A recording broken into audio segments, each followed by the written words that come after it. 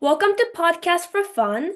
This is the show where we dive into the passion, the process, and the journeys of creative storytellers as they bring their stories to life.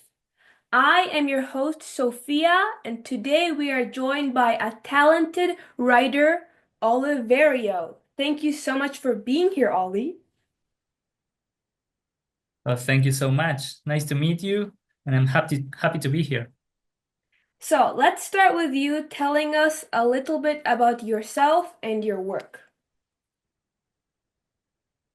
All right. I am a writer. I script write for comics, but I'm also a geographer. Or I'm trying to be a geographer. I'm still studying the discipline, but Mhm. those are my two main areas of work. I could say.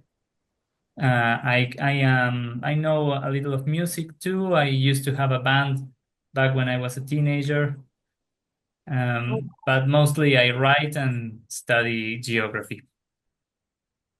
Does you studying geography affect your writing process in any way? Yeah, yeah, I think so. My main comic right now it's about a city, a magical city library, and I Hmm. was inspired by many things I have read while I was studying urban geography, which is like a branch in the overall geography studies.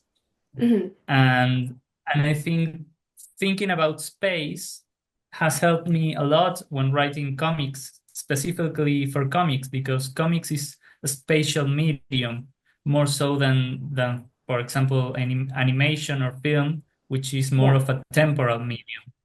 Hmm. Because you can like look at a panel forever, right? As long as you want. And then Yeah, you know what's interesting about that? That reminds me. I feel like when you read comics, it's like the reader creates their own pacing. all right. Yes. I think Right? that's true, but also we can, as comic makers, as artists, uh, exceptionally as artists, but a little bit as writers too, we can guide that pacing. We can like tell the readers, you could read this slowly, but you may have a better experience if you read this in a faster pace, for example. And we make shorter, smaller panels, or we make little dialogue. And if we want to make them read a little slower, we make bigger panels, we make more dialogue, those kind of tools that we have on the craft that help us guide the reader. But it's true that in the end, the reader is the one that makes the choices. Yeah. What got you into comic writing in the first place? Well, comics, definitely. Reading comics and wanted to do what they could and to make people feel like I felt when reading comics. I wanted to do this since a very young age, but also my father and my brother and sister and my mother too, they are all writers of different areas.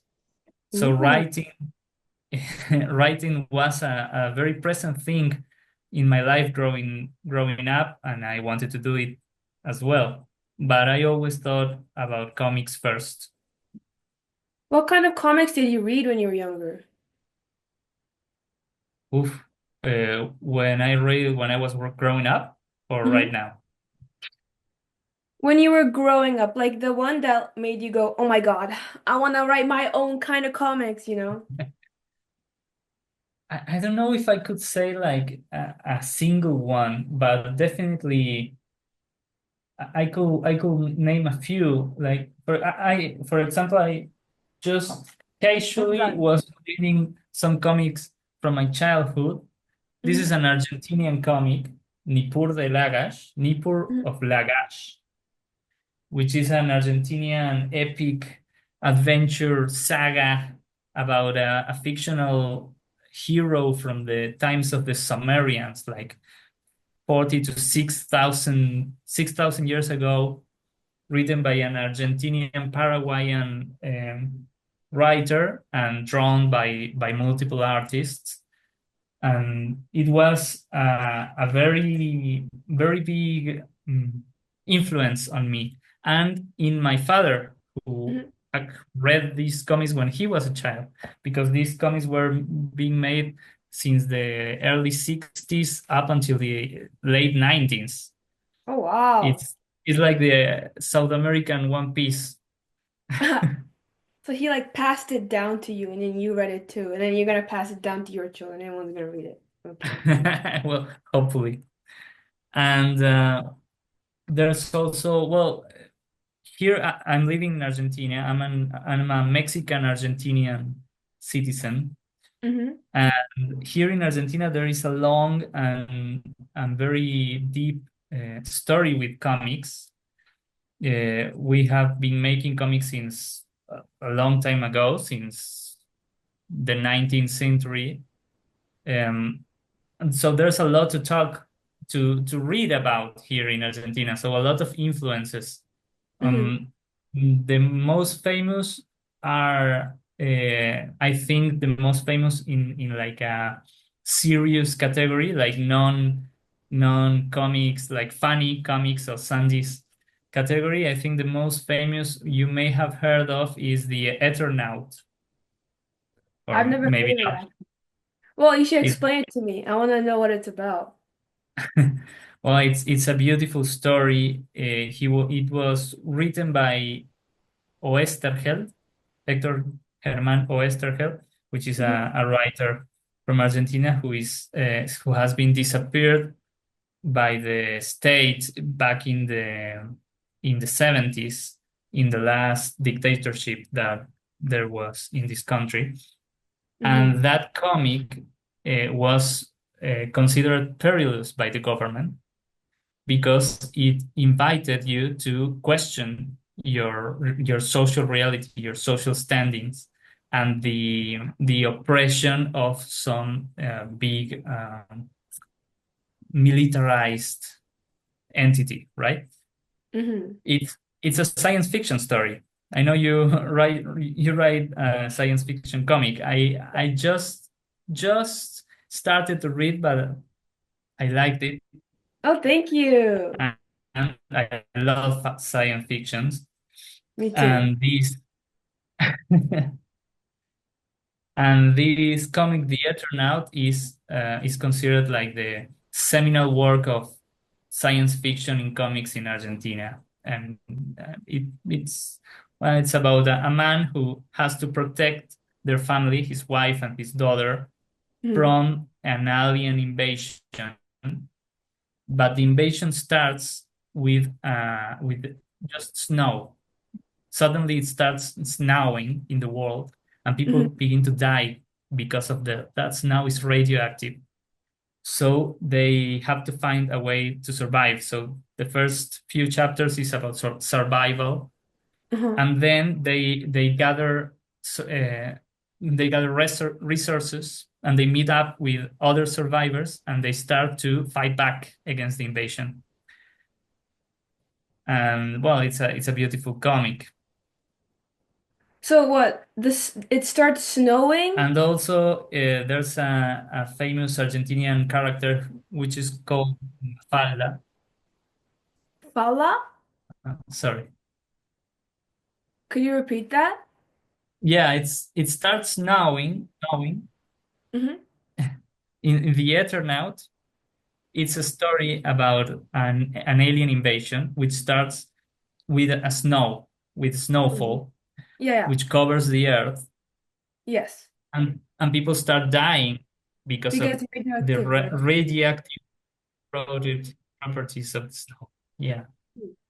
So the first few chapters of the story is about survival and about how can the main character protect his family and his friends from this strange snow.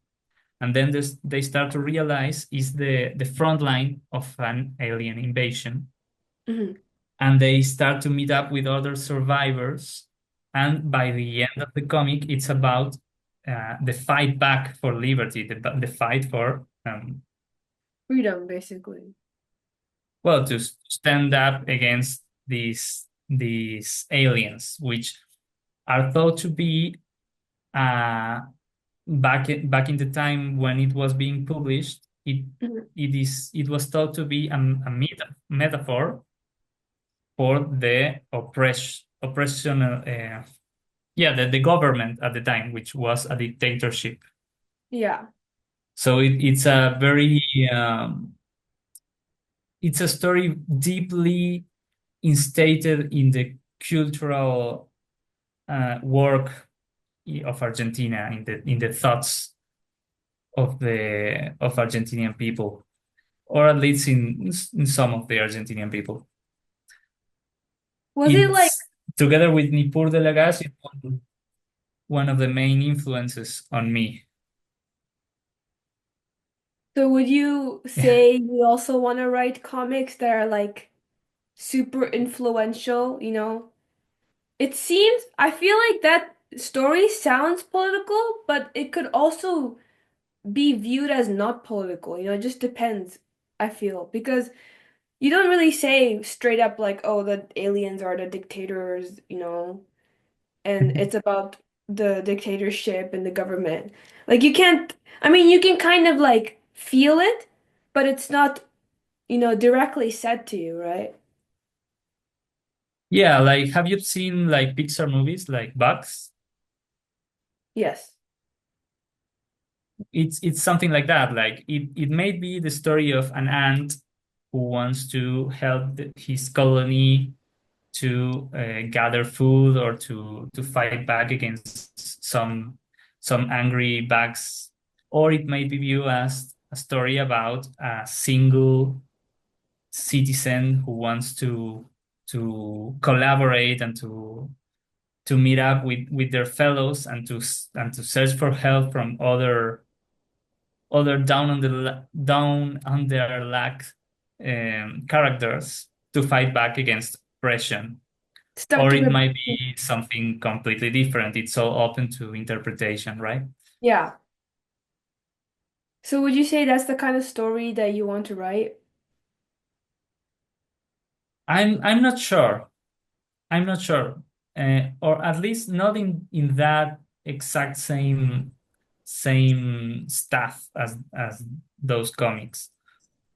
Um, I like to be influential to people who like comics to keep reading comics and to feel accompanied when things are not going well. Like a But support. I don't know about being like largely influential over a country or something like that. Just being read is good enough. Mm-hmm. But I do think I'd like to provide like a safe space to feel about some things, some of the problems that we can have on our lives, like identity crisis and what it feels to inherit generational trauma, right? Yeah. At least that's what I want to do with the Remembrance Library, with my webtoon. Did you have that kind of experience when you were growing up? Is that why you read a lot of comics? I mean, I don't think I have a particularly difficult life Mm. or hardships on my life, not really.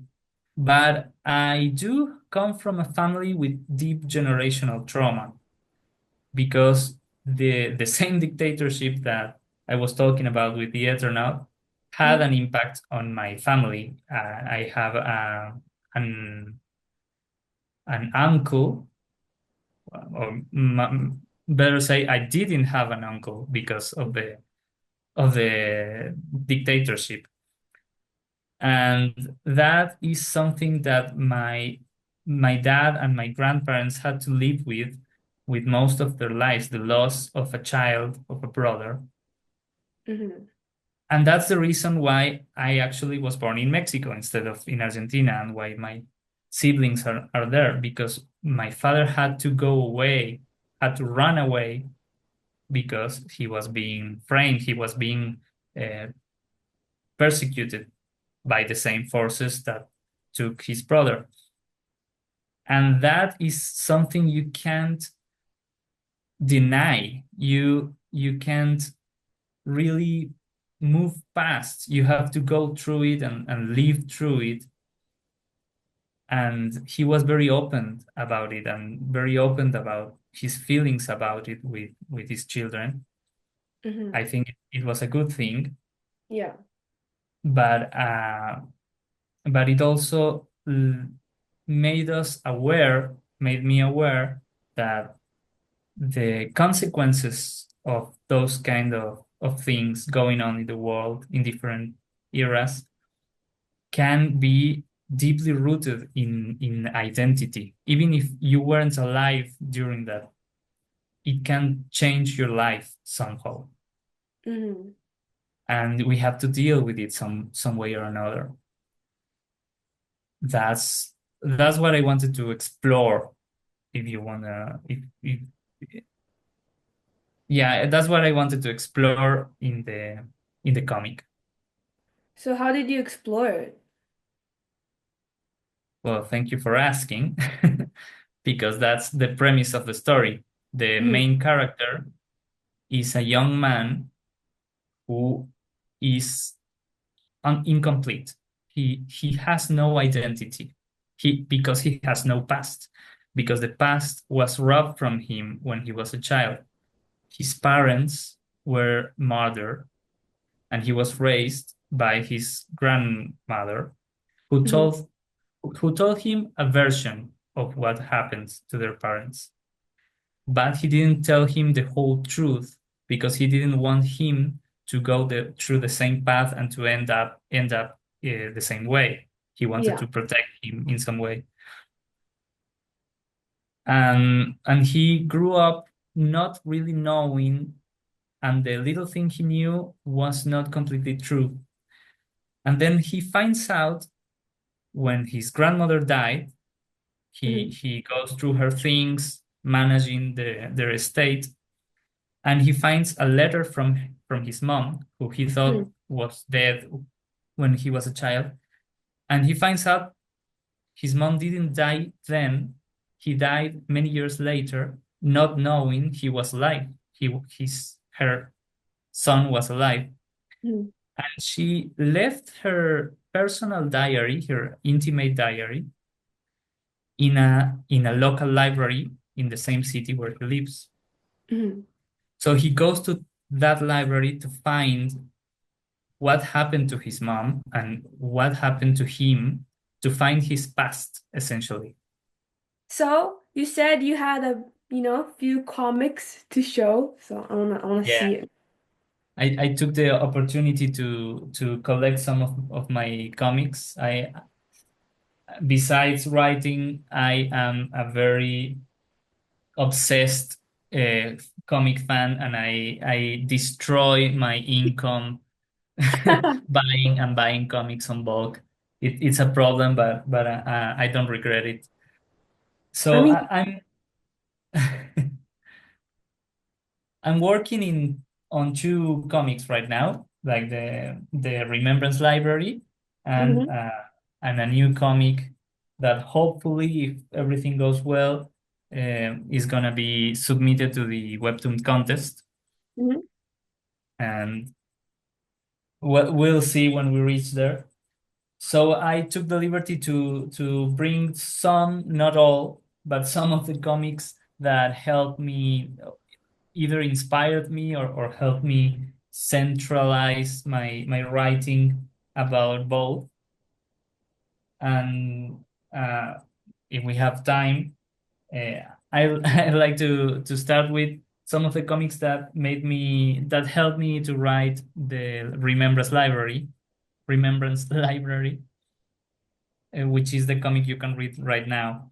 mhm, And the first one I wanted to share, it's a comic about a teacher of mine. He's a very talented, very recognized comic writer from here, from Argentina, but he works a lot in Europe too. And he's got a comic called Cielo Alto, which means uh, high heaven or heaven high. And it's the name of a city that is Mm-hmm. built on top of a gigantic, massive bridge. And we don't know what's below, but in that city, in that bridge, which is it's a line city, like the one they're planning in the Sahara, Mm-hmm. and every section of the city has a distinct temporal place, for a lack of a better word. Mm-hmm. Like the folk that lives there are immortal, but they stay the same age if they don't move, if they stay in the same neighborhood. If they change neighborhood, like if they change to a neighborhood, let's say to the south, they become younger. And if they go to a neighborhood to the north, they become older. Yeah, I don't know if it's south or north, but to one side and to another side of the bridge. And they have to stay in their resident area, because if they go too far, they cease to exist. Oh yeah, they die because they get too old or they That's get too the young. yeah, that's the premise. From Pietro, which is the artist, and the writer is my teacher Diego Agrimbao. And we were talking about the Eternaut. Is the one of the editions, the many editions you can find here in Oh my Argentina. God. The one that got him to jail, was it? The government did not like it. Yeah, not exactly because of the just because the comic, but because of many things he did, um, but also because of the comic. Mm-hmm. Exceptionally for the second part of the comic, which is more literal. It is not as metaphorical as this one. It Mm. goes beyond there. And this is a webtoon, actually, that I'm very happy I own. Ooh. Yeah, I've seen that one First, before. yeah, I have the first omnibus. I bought it in a trip because, of course, you can buy it here in Argentina. Mm. But in a trip to Canada, I bought it there. And it's a beautiful story because it's from an artist that, by his own words, he makes comics that nourish. And it's a story about two people that feel alone and feel lost and feel like they got robbed of their past and their future, because this guy has lost all his life, his entire family and friends in a some sort of explosion in a spaceship, and he makes friends uh, with a girl on Earth, which had to move from her original home away from Earth, and had to sleep for 30 years in order to get to her new home in Earth. So she Mm. lost basically 30 years of her friends, of her life, and she has to become someone again in a new environment in the future, but basically. So Yeah. it's a beautiful tale about how they meet up and fall in love and help each other through the darkness. And it really inspired me, and I'd like to steal a little from that for the Remembrance Library, because Mm. writing is rewriting, right? Mm. And I have another character. The main character is Julio, but there is another main character. There are three of them actually, and the other one is Malu, which is his long lost friend, who is going through another journey, but they have to meet up and go together to solve their problems and find the truth together, right? Yeah. And the last one is another classic, uh, probably heard of it. It's from Alan Moore, the genius, the Wizard of Northampton. E for Vendetta. Actually, I've never heard of it, so you have to explain it to me, Ollie. Oh, how terrible! You just opened the Pandora's box.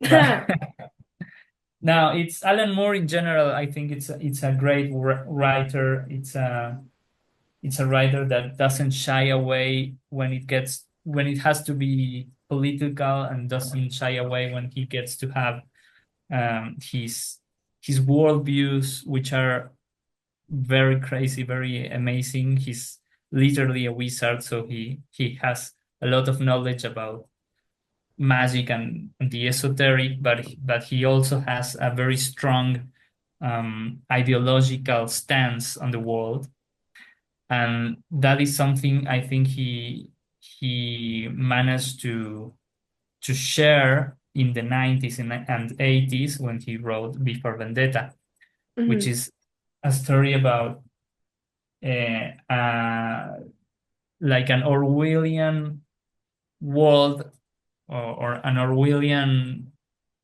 London or England, which are a Mhm. world oppressed by a fascist government who a government who denies ideas of freedom and any idea that is dangerous to their power, to the possibility of they staying in power.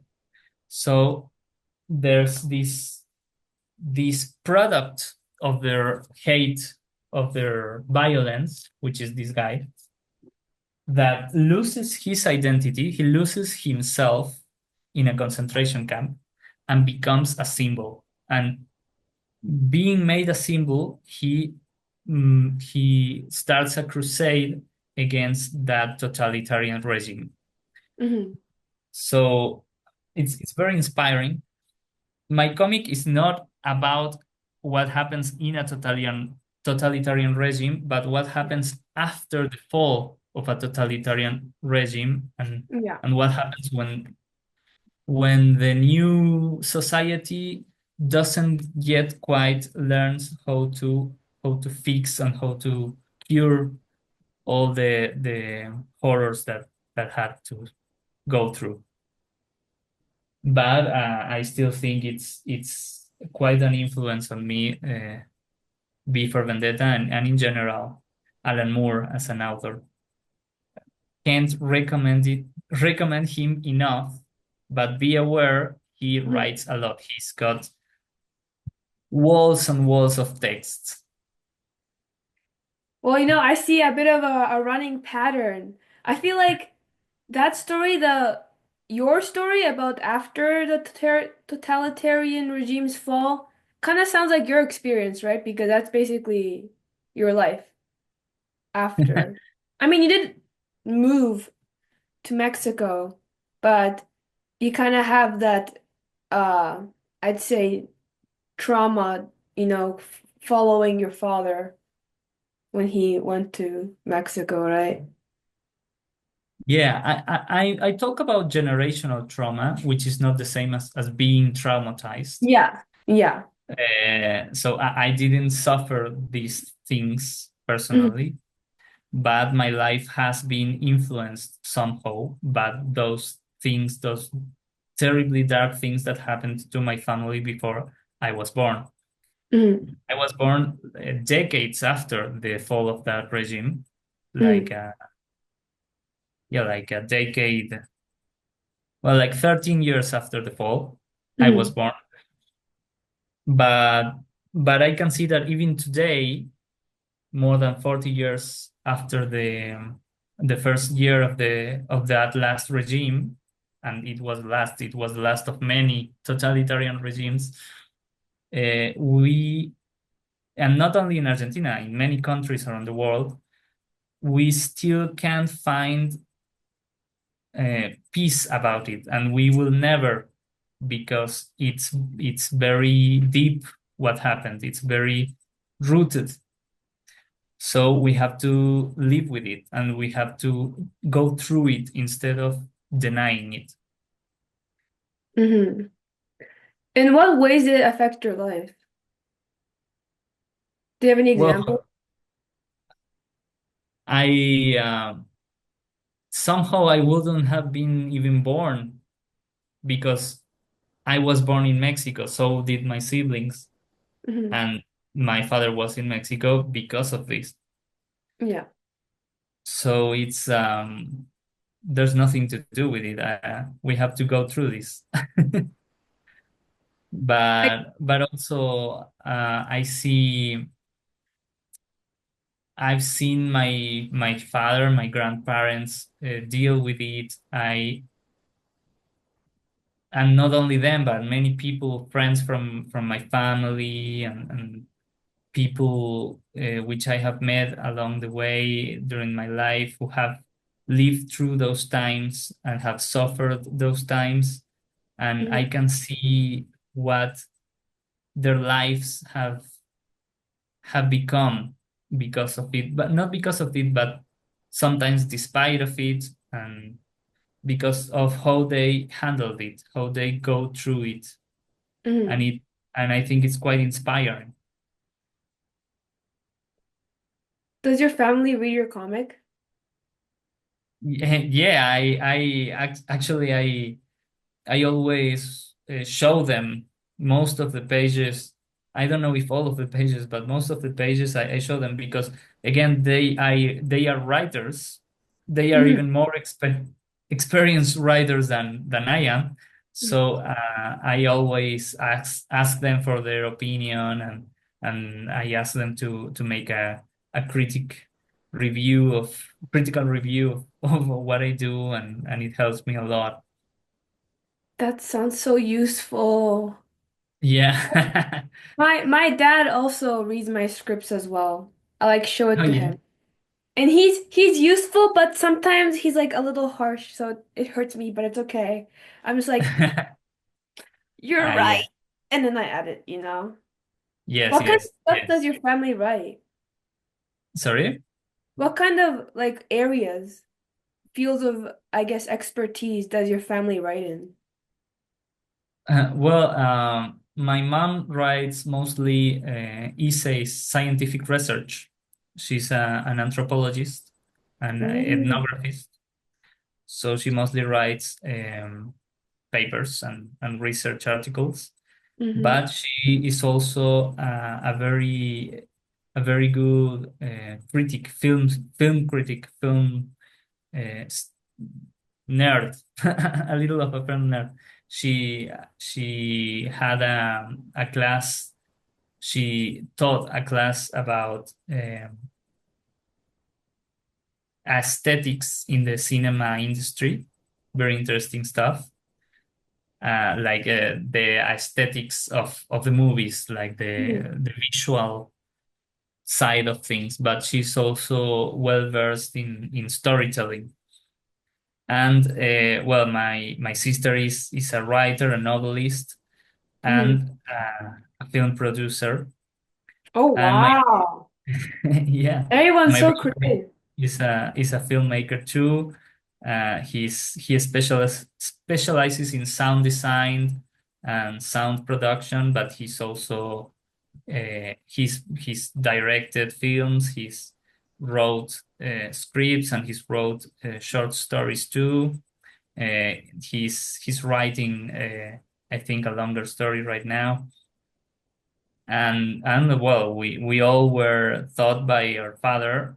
He passed away, and he was a novelist and a filmmaker, a writer of many areas. Like he wrote and directed theater and film and television and books, and he kind of wrote a comic. He always wanted to write a comic. He didn't quite do it, but there was a comic made about a radio fiction of him. Mm. So that's that's a comic. That's a comic from him in a way. Okay. What do you mean by radio fiction? Like, what was it about? It was a fictionalized history about something that happened in here in my city where I live, where he was born. Mm, It was an event where with social uprising during one of the totalitarian regimes, not the last one, but some of the mm, one of the totalitarian regimes that happened before in mm, 1969. It's an event called El Cordobazo, mm. which is well, it was a very interesting event in history. He was alive at the time, but he was a child. Yeah. And he interviewed many people who lived through those times and made a fictionalized retelling of the story for a radio show. Oh, wow. That sounds more like an audio story than a comic, though. Yeah, it is a radio show, a radio program, and Mhm. then years later, someone else read the script and made a comic from the radio show script. Okay, That's okay, why, I get it. That makes that's sense. why I mean, he didn't technically wrote a comic, but there is a comic about a story of him. You know what? You know what? The story, the writing is what builds, creates a comic. So, technically he wrote. I think he wrote it. I mean, they can be different artists, but the writer, in my opinion, is like the, the fundamentals of the comic, right? Okay. You only write or you're also an artist? I draw as well, but I do have like a few artists working for me. I have a colorist and a line artist, and right now I'm making a short film, so I have an animator. So, Awesome. thank you. So, yeah, that's how I work, but I always end up getting the work back and I fix it myself because I'm picky, you know. So, yeah. Is your baby, right? Yeah, it's my baby. Like they can fix it and I'll be like, "Oh, thank you. Let me just," you know. Yeah, it can get like that. Sometimes I get um, too over the line art or the even the thumbnails of the Mhm. comics. I talk to the artist and I make little suggestions Yeah, yeah, yeah. and yeah, it's inevitable, right? Like Mhm. I mean, that's the creative process. You're kind of a director when you're like talking to an artist, right? Because you have to be like as specific as possible so that they can bring your vision to life. You gotta be like, yeah, can you do this and that? Are you an artist? yeah. No, I went to a course on drawing back in the day, like many Mhm. many years ago, but I didn't follow through. I mostly write. I think I can make some thumbnails be understandable to an Mhm. artist, but I can't say I'm a visual artist um, on my own merits. Definitely not. Like actually drawing it is hard, right? Yeah, yeah, it is very hard. I'm not saying writing is easy, Mm-mm. but if we make we shouldn't, we totally shouldn't, but if we had to make a comparison with film, Mhm. what I do is, yeah, it's like I am the script writer, the director, maybe the producer, Mhm. but the artist is everything else, is the actors, is the backgrounds, is the sound designer, is everything. Yeah. Yeah, I mean, I think it's just as important because you can't have a movie without it. Yeah. Have you ever made a film before? Because it sounds like your family's really, in the film and just the creative entertainment. That's so cool. I think they're very cool. Yeah, I admire them a lot. But no, I have. when I was a child, they sometimes they used me like I show up in in some films made by them, Hmm. but I didn't actually made one. I tried to join like with some friends, a friend who was studying cinema, Hmm.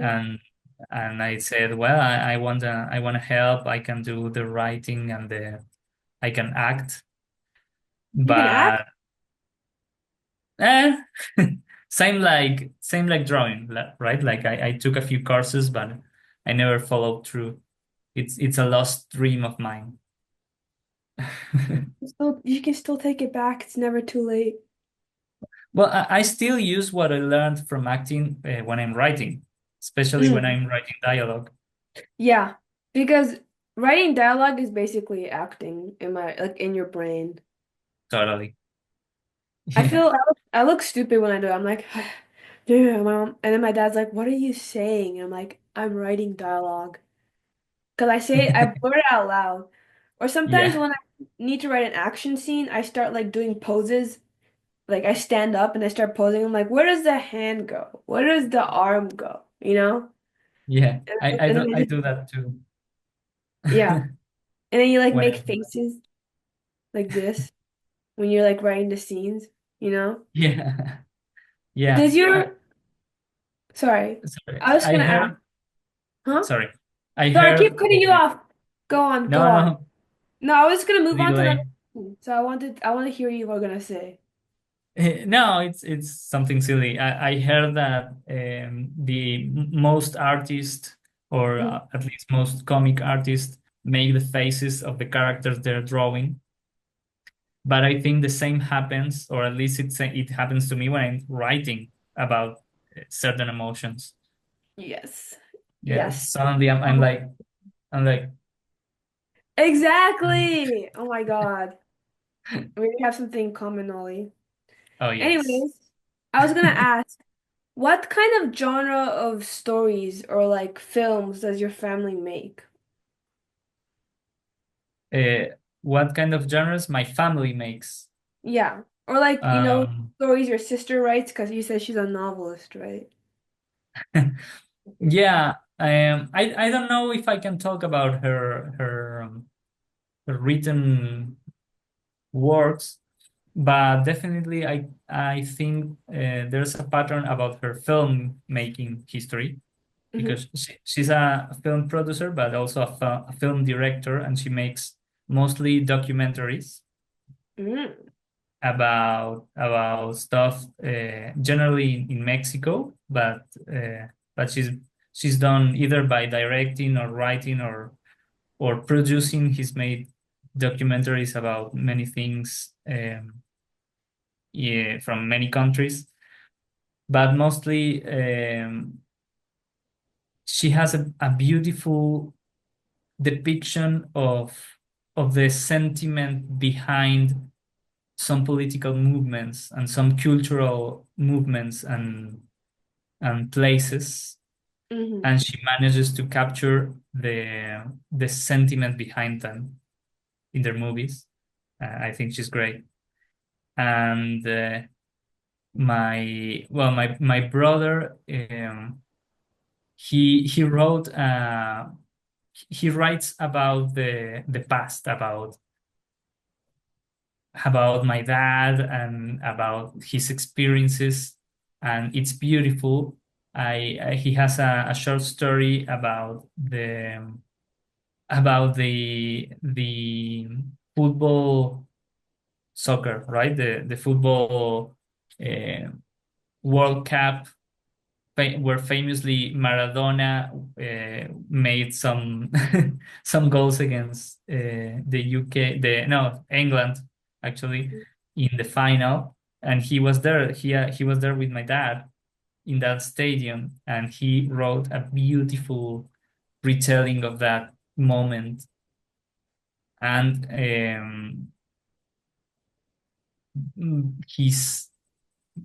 his main work, I think, right now he's writing quite a lot, but the main stuff he has done, he's a musician.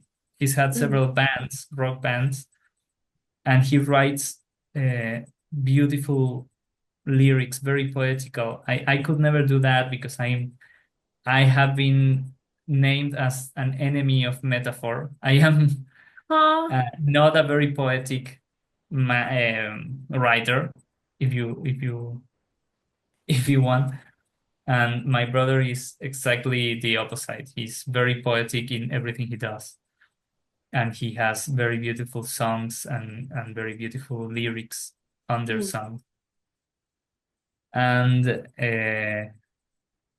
well, my mom mostly writes scientific research, and it's very interesting.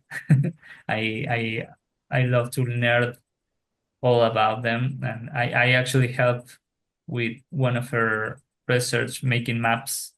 Mhm. Uh, Because you know geography very well, you yeah, mean. yes. My other love, geography, and well, then my grandfather also published research on different topics. And of course, my dad, been the most influential, he taught me how to write. Um, he's a little bit of everything. He has the ability to capture the sentiment behind deep things and movements and political views. He managed to capture the sentiment behind that, like my sister, and he was a very poetic writer, like my brother, and Hmm. he wrote about his experiences and his past, like like both my siblings.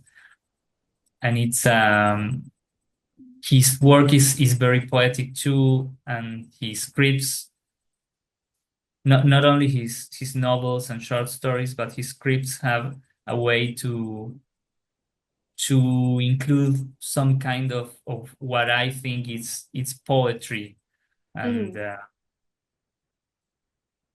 and yeah. Why do Of you course, think you're not poetic? I'm kind of a literal person. Like I'm not good at writing, depicting something with other thing.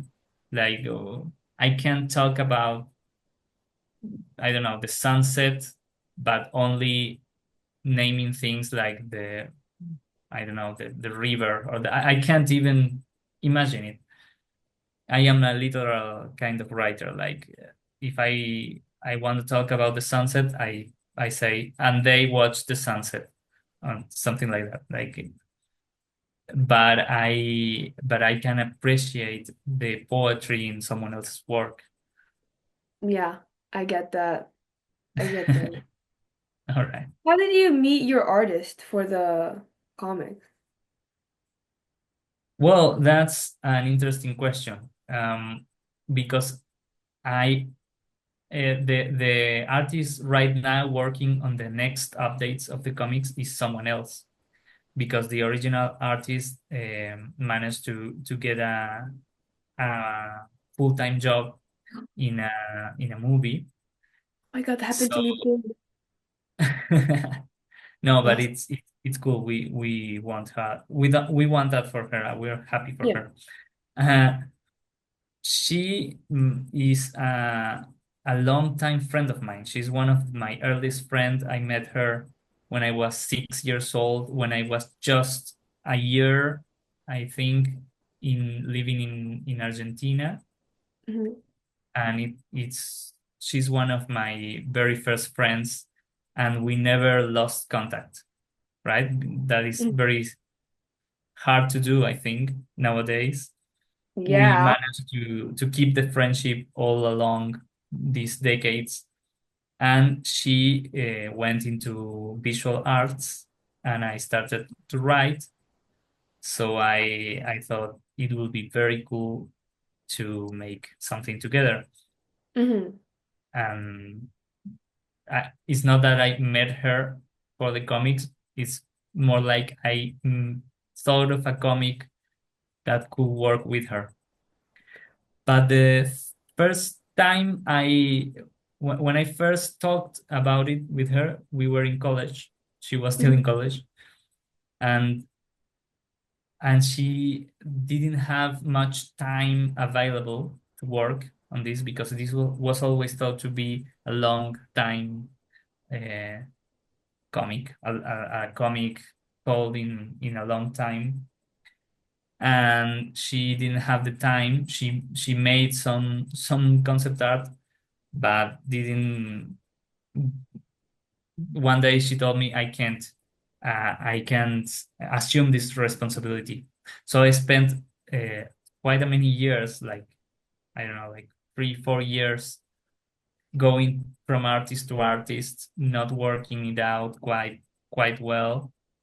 And then I went full circle back to her, and she was now done with college, and she had the time, and she had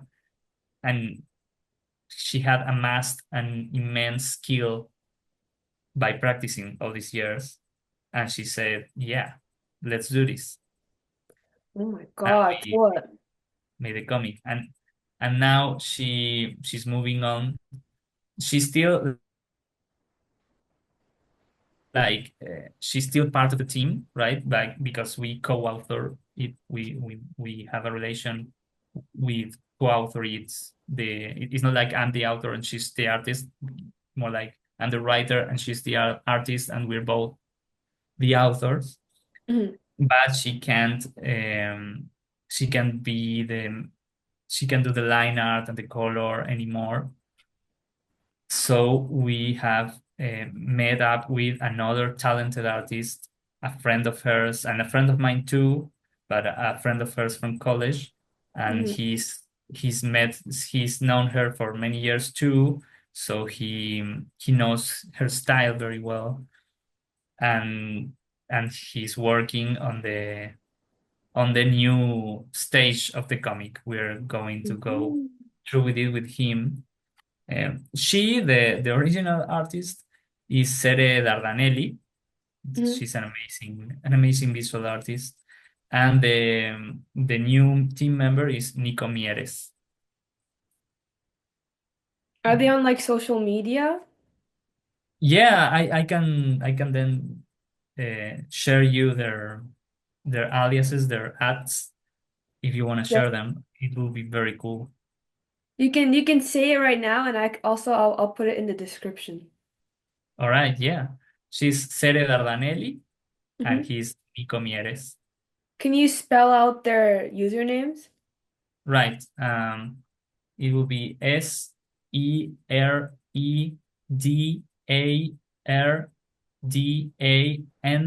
SEREDARDANELL. Um, the how do you say the letter E? The stick? L, No,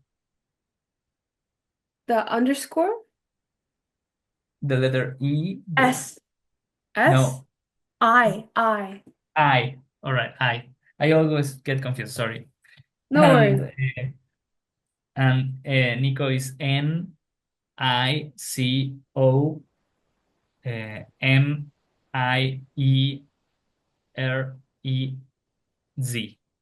Okay. Uh, Well, I'll I write can that show down. you. Yeah, probably it's showing up in the screen, saving my ass. Yeah. I'll Um, tell my editor to just put it in right here, so people will see it okay, and they can like read it. great. Anyways, I want to ask, did you go to college for writing? No, I did not. I was taught mostly by my father the basics of script writing, not only storytelling but script writing. But I have also taken courses and things from different teachers. Right now, I'm learning with Diego Grimbau, as I mentioned before. Mhm. He's a very good script writer for comics here in Argentina. I also learned with a little bit with Rodolfo Santullo, which is another comic writer from Uruguay, Argentina, and Mexico. He's multinational. and well, a few more that I can't quite remember. And of course, a lot of I read a lot of the on the craft. Like I read Scott McCloud. I read a little bit um of um of well, I completely lost the name. I'm very bad It's okay. with names. But I have learned a lot by reading about the craft of storytelling and of comic writing. I watch documentaries about it, but mostly what I learned was from the people that taught me. Hmm.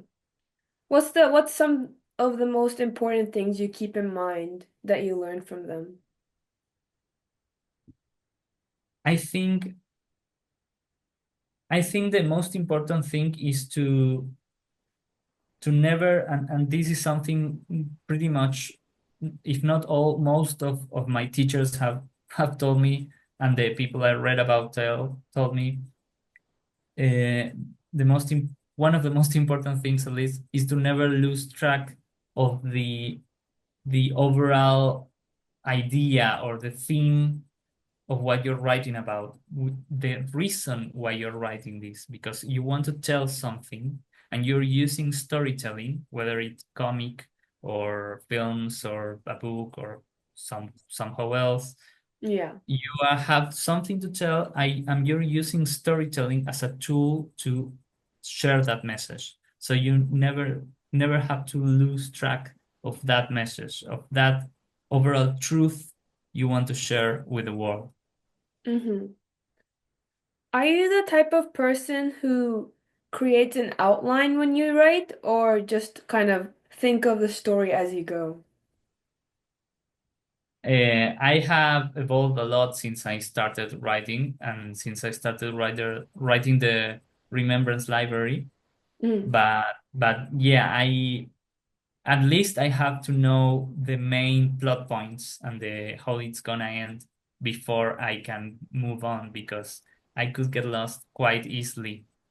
Yeah. And the last course I took with Diego Agrimbao, he showed us a method to the writing that has helped me quite a lot, Mm. which is to divide the whole process into segments, and those segments are phases that we all go through. Every single person that writes has gone through or will eventually go through each of those steps, even if they don't realize it. If even uh,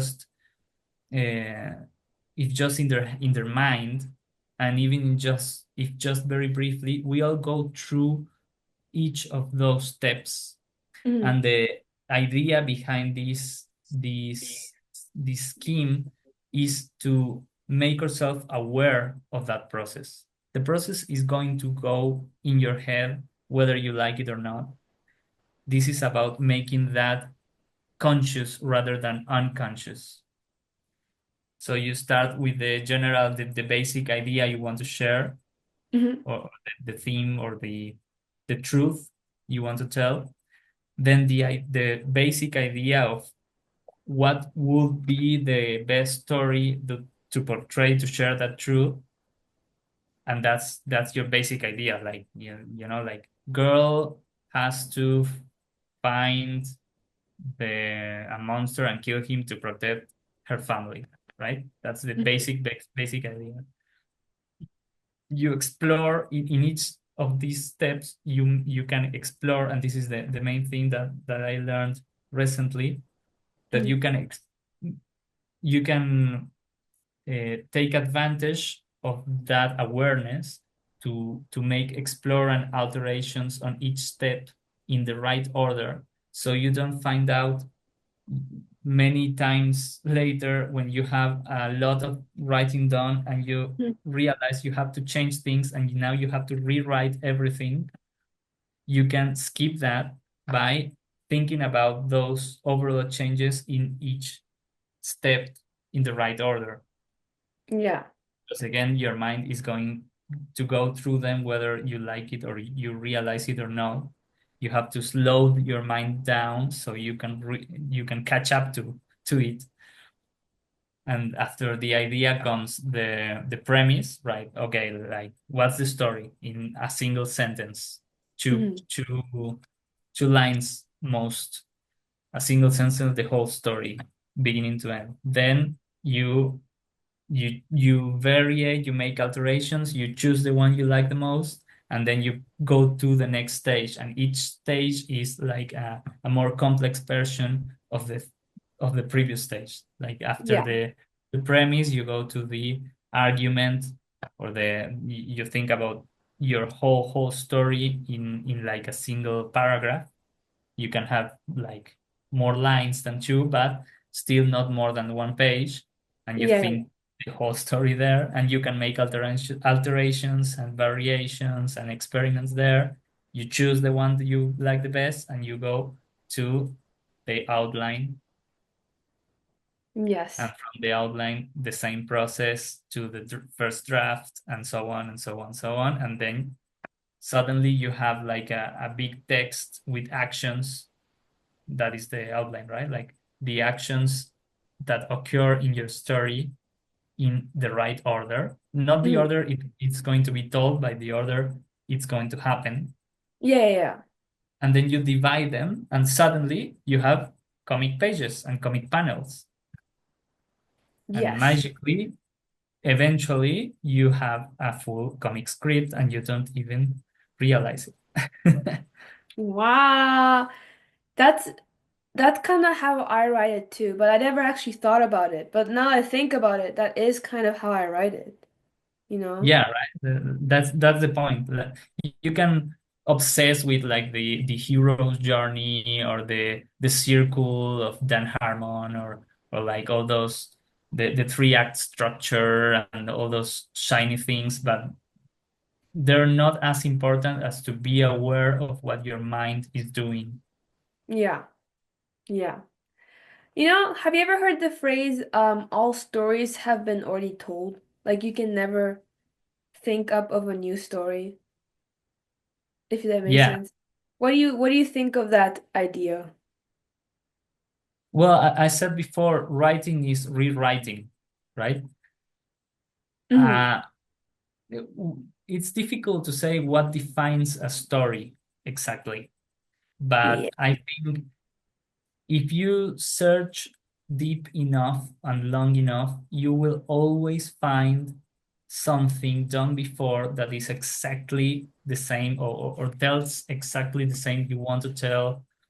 Maybe not your full story. Maybe you do find a work that has published before yours that is exactly the same, but more likely you're gonna find like little scenes or little themes or little ideas that you have had that someone else had before, Hmm. and that is perfectly fine, and we should celebrate that, because we may be you may be writing alone in your room or in your office, but we are making stories collectively as a whole.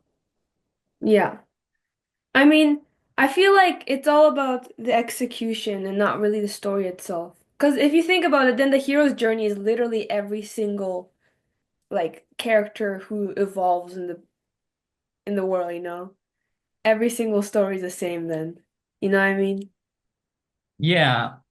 Well, depend how the hero's journey is a tool that it's you can read it however you want, and you may find that the thing you believe as the hero's journey is something completely different as someone else's. So it's a little trap, right? Like Yeah. everything is like the hero's journey, but the hero's journey itself is not so well defined, so it can adapt to everything. So it's a little trick there. A little But strange. yeah, but definitely, definitely, all stories come, all ideas and all stories come to us by a process of osmosis, and we don't create in a vacuum. So, like I said, Mhm. the process of creation is a collective process. So it's not healthy to think that originality is something that matters to the individual creator, but it's more of a social thing. So yeah, it's more the execution than the idea itself, but it's mostly it's good to feel like you're taking part of something collective or something that goes beyond your own bounds, I if like that it. makes sense. I think that's a good way to explain it. We Oh, all thanks. influence each other, and I think that's a good thing because it's literally inevitable. Like you're Yeah. influencing me right now. What if I write something a little more political because, you've affected me and I'm gonna think back and I'll be like, that was a cool story with the snow radiation, you know, right? Yeah. Yeah, exactly. So, what was like the turning point that made you decide I'm gonna start writing a webcomic now, or I want to start writing one? Well, webcomics specifically, I like that answer because I always wanted to make comics. I always knew I would eventually make comics, Mm, but most of my life I thought about the comics I read, which were all printed, yeah. not all, most of them printed. And the web comic was something I learned in my teenage, and I started to follow them, and I started to like a lot of web comics around there. Mm-hmm. It's still an area of the industry that is not quite well developed here in Argentina or in Mexico, but Mm-hmm. it's taking a lot of ground recently. Mm-hmm.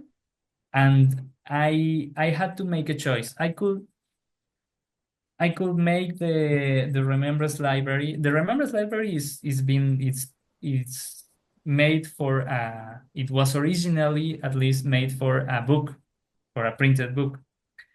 But I suddenly heard of experiences of books that before they were printed in book form all at once, they were being shared chapter by chapter or page by page on the internet, Oh. and they managed to build an audience and to Oh. build a following, so that by the time the book was printed, people wanted to buy it.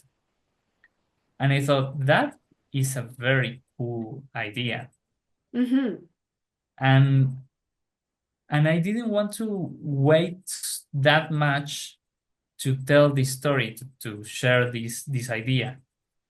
So I talked with Sere, Mm-hmm. the artist, Yes.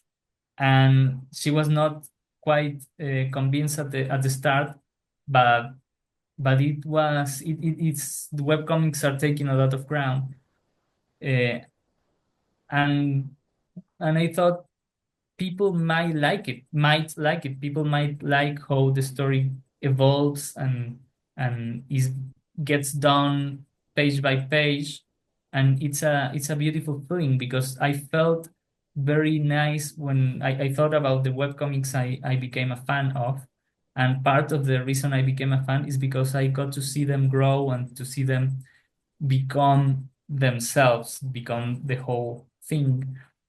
And I thought, well, that's a pretty thing to do. I love to do that.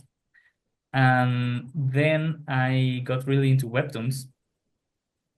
And at I- first, I think everyone who's not like everyone about 25 years old maybe first watches webtoons and is like, what is this? A comic has to have like a page with panels, right? Like this is a comic. Those things are not comics. Those are storyboards at best. But then I kept reading and okay, there's a lot of people who don't have like an iPad or like a a big screen, or they can't spend that much time in the computer, or they don't have a computer.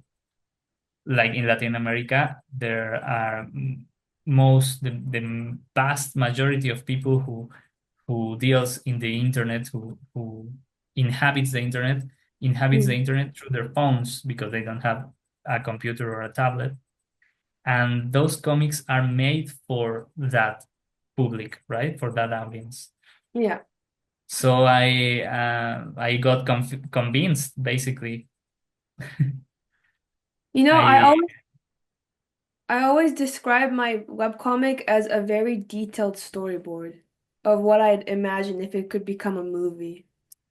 uh-huh. You- Yeah. So it's kind of interesting that you said it was a storyboard. Yeah, because storyboards don't have layouts, don't have pages to worry about. They just meant for a film, right? For a movie, and movies are just are a square, and you don't have to move through the page. The page moves in front of you, Mhm. and webtoons are like an interesting middle ground. They're still comics. They have comics, the comic language, but they deal with episodes instead of chapters. They are a bit like the juxtaposition of the comic and the storyboard. It's true. Mhm. I personally don't think about my work as a movie. Like I wanted to make a movie or an animation, but I couldn't, so I'm making a comic. No, I want to make a comic. The comic is the main thing, Mhm. but that comic can take many forms and shapes. And the basic idea is I don't want to put obstacles for people to read my comic. I want to make it easy for people from all kinds of backgrounds to read my comic. And if I have to adapt to the phone screen, the best way to do it is in the scrolling format that got developed in Korea and basically Webtoon. Yeah. Yeah. That's so true.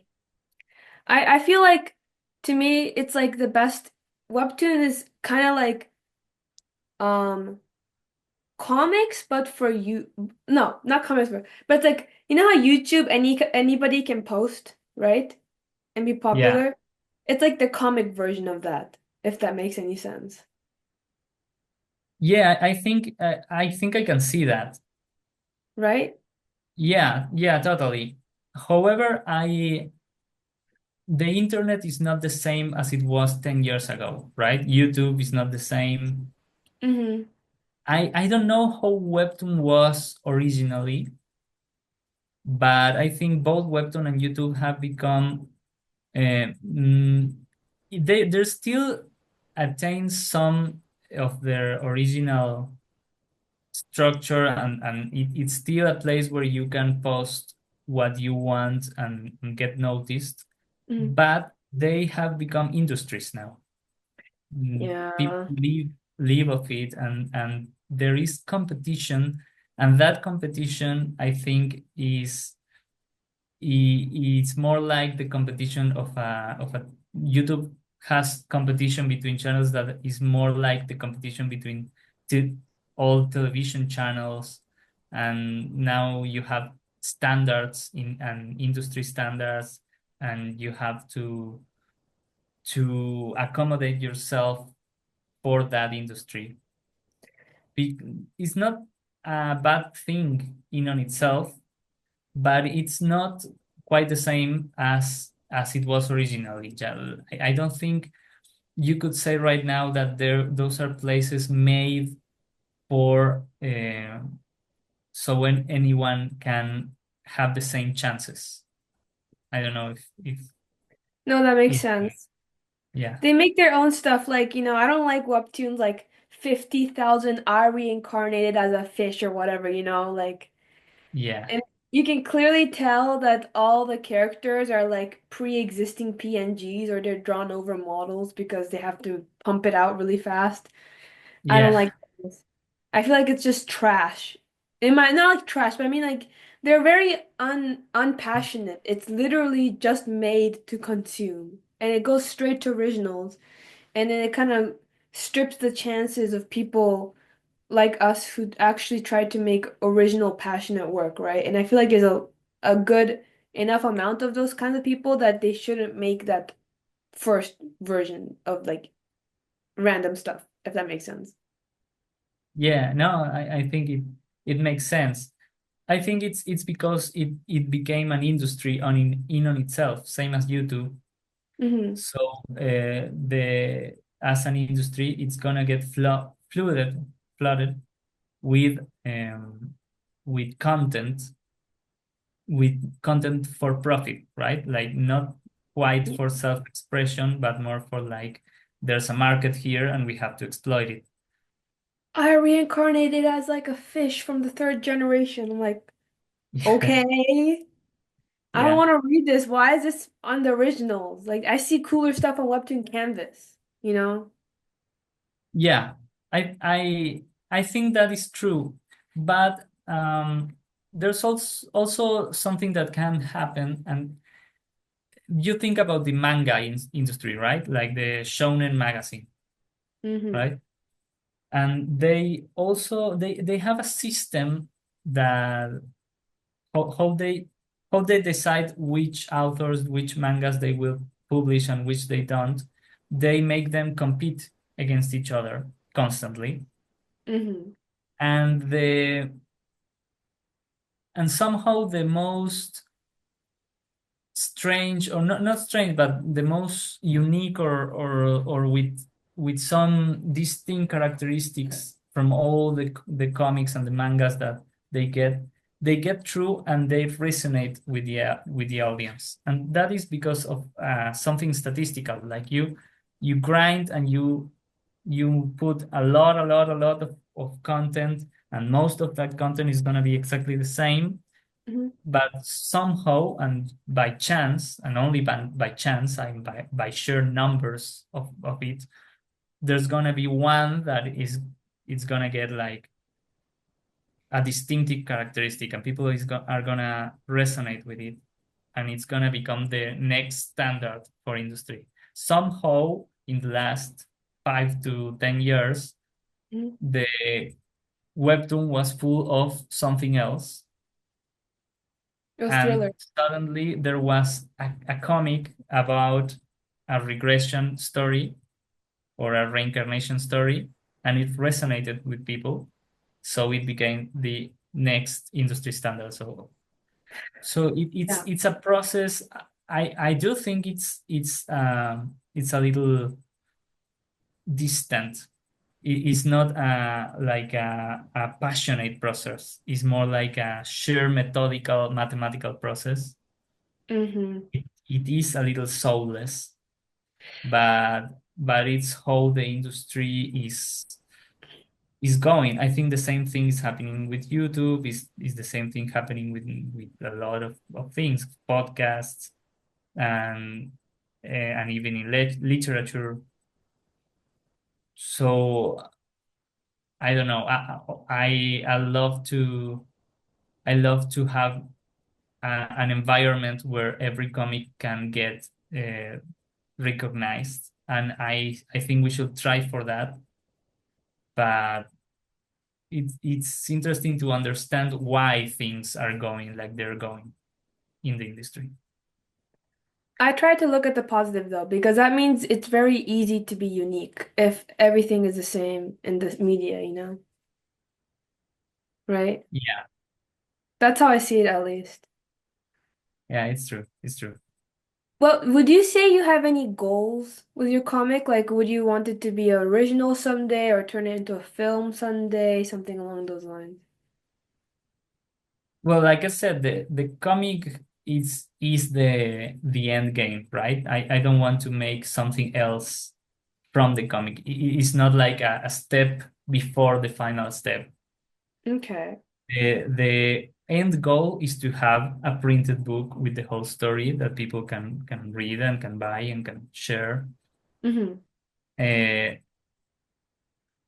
or rather, more correctly, the end goal is that the comics is getting read.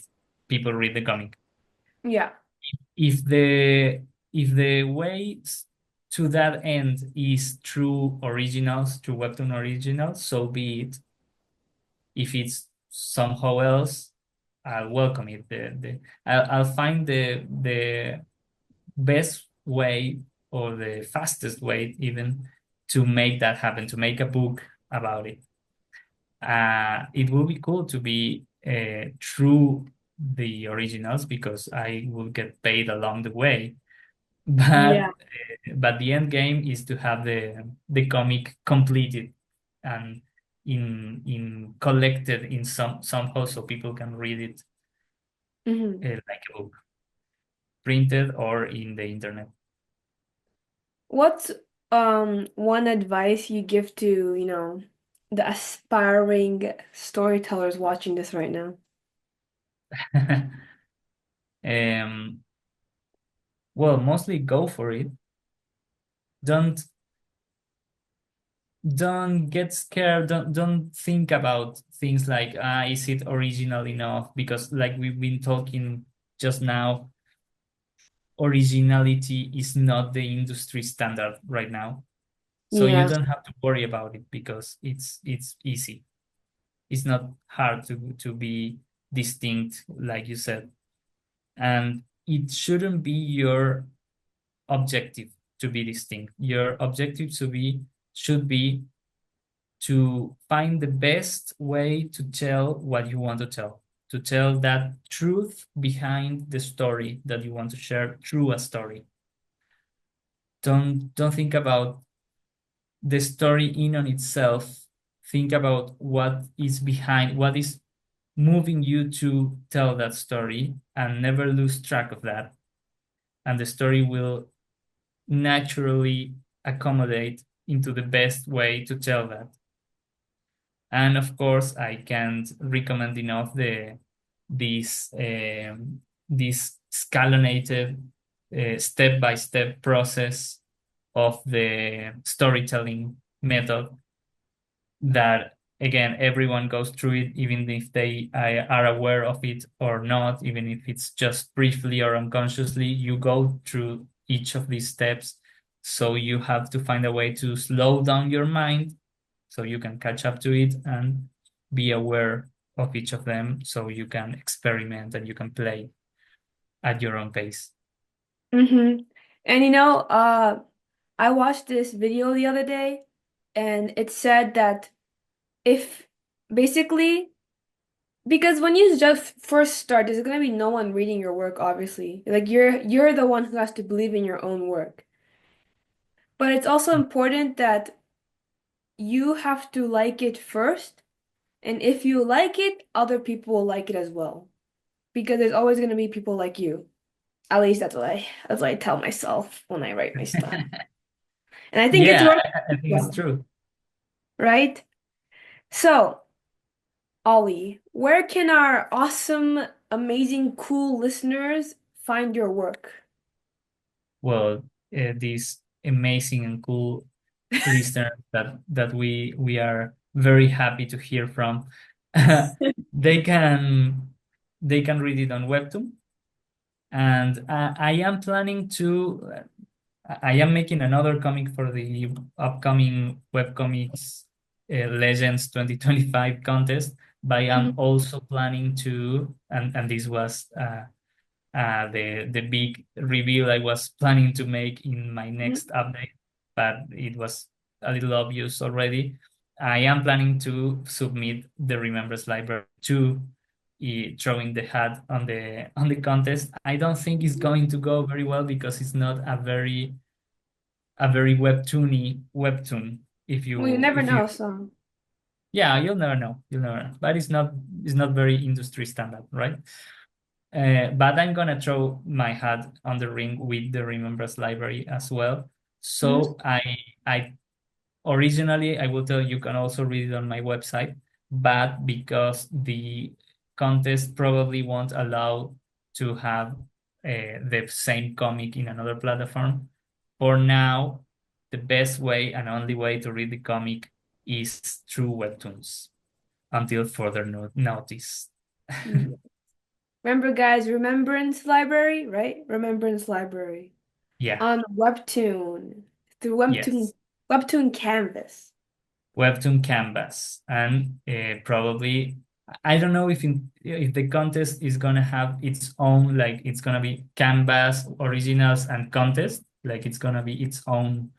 I'm not sure if it's gonna be like that or it's gonna be just regular Canvas, I but think it's just definitely Canvas. I think it's just Canvas. Pretty sure. okay. Because they're finding a work to turn into original. So it wouldn't make sense if they had original people compete because they already have an original series, you know? Yeah, So I think yeah, it's just Canvas. makes sense. Makes sense. In any case, you can just put in the search engine Remembrance Library on Webtoon, and you'll eventually get there. Well, thank you so much, Ollie. Thank That's you. Hmm? Sorry, I keep cutting you off. Thank you very much for having me and for the opportunity to be here. It was a lovely time, Mhm. and thank you for your listeners too to make time for listening to me yapping. And Yeah, I and I appreciate them wish, so much. yeah, Well, that's a wrap for today's episode of Podcast for Fun. Thank you again for Ollie for joining us and sharing your incredible insights as a writer and a webcomic creator and hopefully a Webtoon Legends contest winner. But we'll see, you know. But I wish you luck on your contest. And to our listeners, thank you so much for tuning in. If you enjoyed this episode, please don't forget to like, subscribe, read Remembrance Library, and share this episode with any fellow storytelling enthusiasts. And if you have any questions or topics you'd like me to explore, you can drop them in the comments or connect with me on any of my social medias, Instagram, TikTok, not Twitter, X, YouTube, whatever, at Podcast for Fun. Until next time, keep creating, keep dreaming, and we'll see you on the next episode of Podcast for Fun. oh yeah. Oh, yeah.